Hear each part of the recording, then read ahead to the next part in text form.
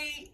The next 2 weeks we're going to be doing some sides for Thanksgiving because a lot of people have asked in the past when I've mentioned things on the air what I eat for my Thanksgiving dinner. So this first one is going to be a mushroom casserole, and it's really like a dressing or a stuffing. I guess you could even stuff this inside the turkey though if you want to. And I have to give a shout out, Brady's grandmother, Marcia. This is her recipe. I just changed a few things and adapted it to the way I like to eat. So shout out to Marcia. She's in heaven looking down on us, so I know she knows we're using her recipe today. So what you do, one loaf of bread buttered on both sides, and I did, this is like 18, 19 slices. It's the loaf of bread, the Italian size loaf of bread. So buttered on both sides, cube it up. I'm using our deep 11x7 Lock and Lock, but a 3-quart casserole. This will fit into a 3-quart casserole. You spray your casserole pan with a nonstick spray, and then while I'm buttering the bread, the first thing I do, 1 pepper, I put this into my KitchenAid food processor, seed it out, 1 onion chopped up, and I pulverize it. Then I take 2 8-ounce packages of mushrooms and I slice them. But you know, you can go to the grocery store now and you can get them already pre-sliced.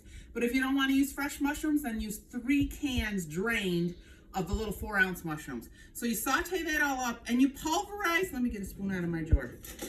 You pulverize the onions and peppers, because see how little they are? So when you're cooking them, you don't want anybody to know, you know, you snuck a little few extra vegetables in there on them, right? So that's all cooked and sauteed. So my peppers, onions, and let me tell you, this is not a recipe if you have high cholesterol, because this is sauteed in 1 stick of butter. Use 1 stick of butter for the bread.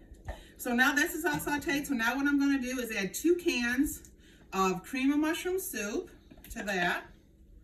And you can see I'm using my little Cook's Essential chicken fryer. 1 cup of milk. Let me put this over here because we're going to use that spatula again. And I know on your nonstick, you're not supposed to use a wire whisk or anything because it marks your nonstick. But I'm just going to give this a little swirl around so everything is mixed up. So now that you have this mixture already mixed up, and this doesn't matter if it's a little chunky or not. So now what you're going to do, so this is half the bread diced and chunked. Pour half of this mixture over it. And this is another recipe. I am going to bake it all today because I'm just cooking today. So you pour half of this over. But this is a recipe that helps you get organized, because you can make this up to 2 days ahead of time and let it sit in your refrigerator before you bake it. And it saves you time on Thanksgiving morning, because this bakes for about 1 hour to 1.5 hours at 350. Because what you do after an hour, what you do, oh, one popped over, I'm throwing it back in. After an hour that it's baked, when it's almost done, and then you take 8 ounces of mozzarella cheese and put it over the top. So this is like simply delicious. So there you go. So now you pour the rest of this over, and we're going to put this in the oven at 350 for 1 hour. And then after 1 hour, we are going to take it out, put our mozzarella cheese on the top, and then stick it back in there. So if you were going to make this to stuff inside your bird, you would have to make this a day ahead of time to let everything soak in. And then the next day, once it's all soaked in, put it in your bird. Okay, we're going to the oven. We're going to put this in the oven at 350 for 1 hour. Then we're going to take it out, put the cheese, and then I'll show you what it looks like when it's done.